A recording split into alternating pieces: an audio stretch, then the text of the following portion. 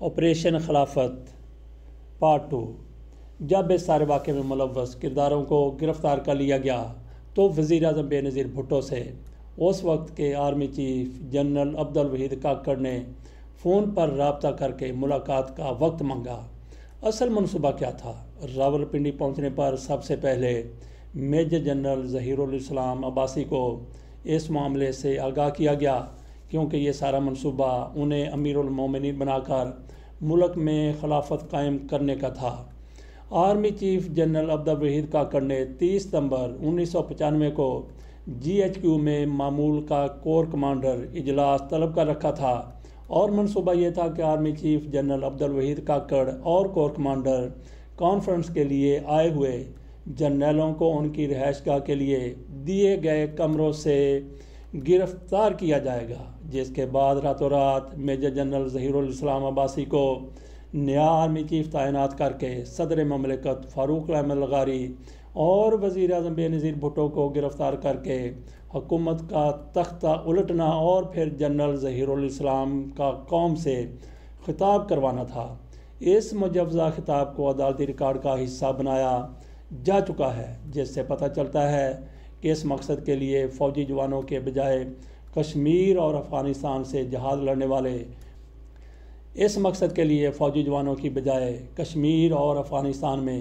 لڑنے والے مجاہدین کو استعمال کیا جانا تھا، جس کی ساری ذمہ داری قاری سیف اللہ اختر کو سونپی گئی تھی۔ 30 ستمبر کے منصوبے کے لیے لائے جانے والے اسلحے اور قاری سیف اللہ اختر کی کوہاٹ میں گرفتاری کے بعد سارا معاملہ چوپٹ نظر آ رہا تھا۔ مستنصر باللہ اور کرنل لیاقت علی راجہ ایک بار پھر راولپنڈی کی ایک مسجد میں میجر جنرل ظہیر الاسلام عباسی سے ملے۔ کرنل لیاقت علی راجہ کے عدالت میں دیے گئے بیان کے مطابق اس ملاقات میں جنرل عباسی نے کہا کہ 30 ستمبر اب بھی بہت دور ہے، ہمیں اپنا مقصد پورا کرنے کے لیے کور کمانڈرز کانفرنس سے پہلے ہی کسی دوسرے پلان کی تیاری کر لینی چاہیے۔ میں نے انہیں بتایا کہ اگر ہم کور کمانڈرز کو گاف گراؤنڈ میں بے بس کر دیتے ہیں تب آپ کے خیال میں کیسا رہے گا؟ اس پر جنرل عباسی نے میری کمر تھپ تھپاتے ہوئے کہا کہ نوجوان تم بہت بہادر ہو۔ مختلف منصوبوں پر باتیں کرتے سارے اپنے اپنے گھروں کو روانہ ہو گئے۔ 8 ستمبر کی وہ رات شاید بغاوت کا منصوبہ بنانے والے تمام کرداروں پر بھاری گزری ہوگی۔ سب کو فکر تھی کہ قاری سیف اللہ اختر کہیں سارے معاملے کا بھانڈا نہ پھوڑ دیں۔ ادھر قاری سیف اللہ اختر جو پہلے ہی ایک تجربہ کار شخص تھے، ایسی صورتحال سے نمٹنے کے طریقوں سے آگاہ تھے۔ انہوں نے گرفتاری کے بعد فوجی حکام سے پوچھ گچھ کے دوران اپنی زبان بند رکھی اور یہی ظاہر کیا کہ وہ یہ اسلحہ کشمیری مجاہدین کی مدد کے لیے خرید رہے تھے۔ اس دوران اسلحے سمیت برآمد ہونے والی کار کے مالک کرنل لیاقت علی راجہ اور بریگیڈیئر مستنصر باللہ سے پوچھ گچھ بھی ہوئی، مگر کسی کو اصل منصوبے کی بھنک تک نہ پڑی۔ بتایا جاتا ہے کہ بریگیڈیئر مستنصر باللہ نے اپنے کچھ کاغذات مفتی سعید نامی شخص کو دیے اور ہدایت کی کہ انہیں جلا کر ضائع کر دیا جائے۔ بعد ازاں فوجی حکام نے مفتی سعید سے اس تقریر کی نقل بھی برآمد کی تھی جو ملک کا اقتدار سنبھالنے کے بعد میجر جنرل ظہیر الاسلام عباسی نے کرنا تھی۔ مفتی سعید ان فوجی افسران کے ساتھ وہ واحد شخص تھے جو ہر معاملے سے آگاہ تھے۔ فوج کے اندر بغاوت کی اطلاع امریکہ نے دی۔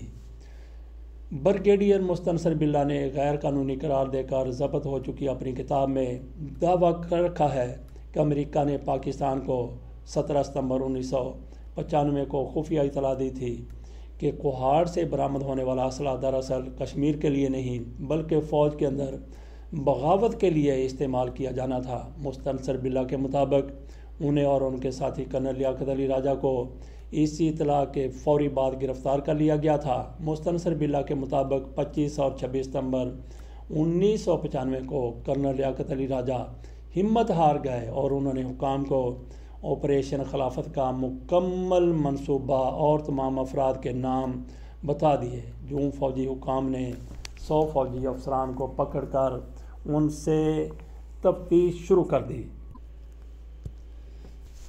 28 اور 29 ستمبر کو اس معاملے کی تحقیقات کرنے والے بریگیڈیئر خورشید کے سامنے بریگیڈیئر مستنصر باللہ کو پیش کیا گیا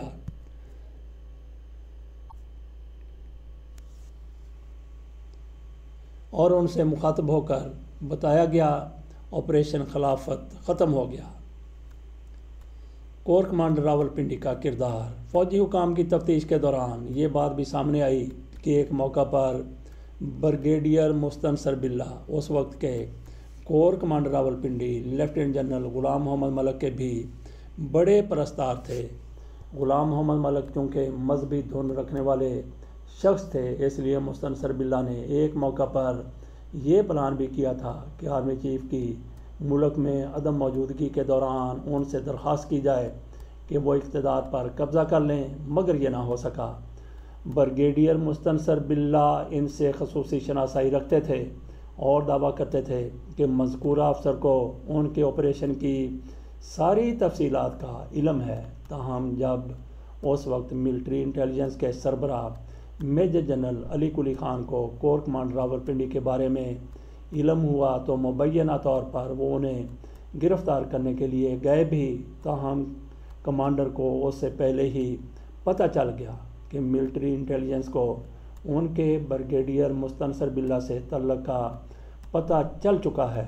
مستنصر باللہ کے مطابق اس صورتحال سے بچنے کے لیے لیفٹیننٹ جنرل ملک علی قلی کے ہاتھوں گرفتاری سے قبل خود ہی وزیر اعظم بے نظیر بھٹو کے پاس چلے گئے اور انہیں ساری کارروائی کے بارے میں آگاہ کر دیا۔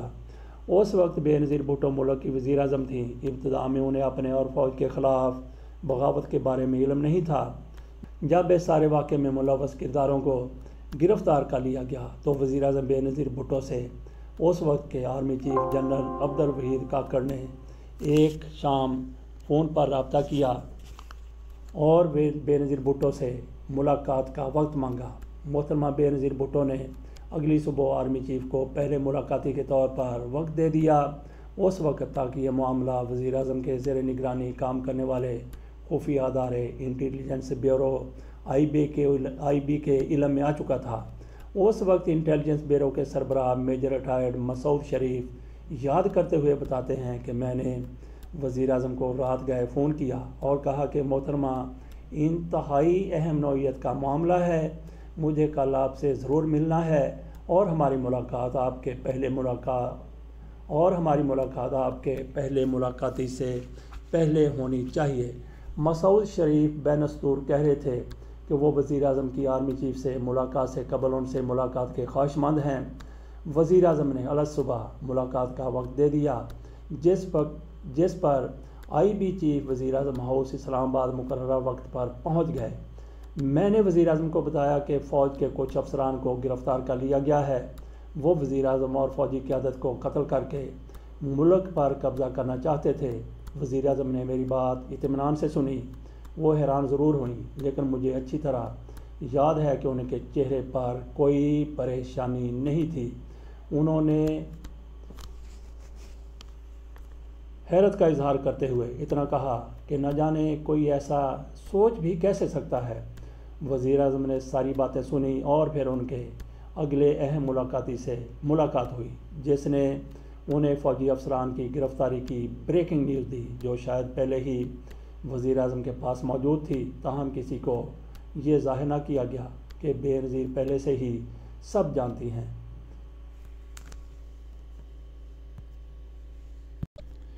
آپریشن خلافت کے حوالے سے اس کے بعد کیا ہوا، جانیے تفصیل پارٹ نمبر 3 میں۔